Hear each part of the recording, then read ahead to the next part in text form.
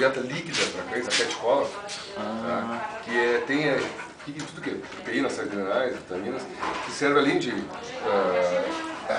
alimentar, hidratar, né? Mike? Mike? E alta palatabilidade.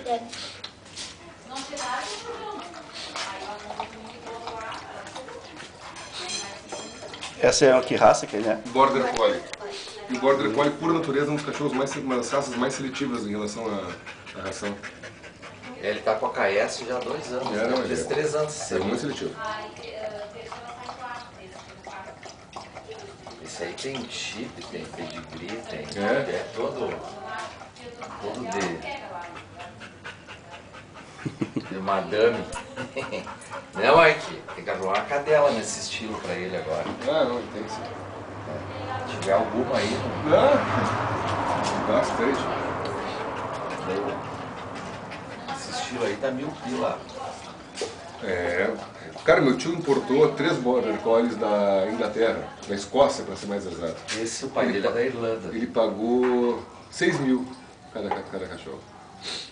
Mas pagou mais para trazer para cá, mais caro trazer para cá do que aquele O pai dele, porque não tem quase ruivo assim, de olho claro, né?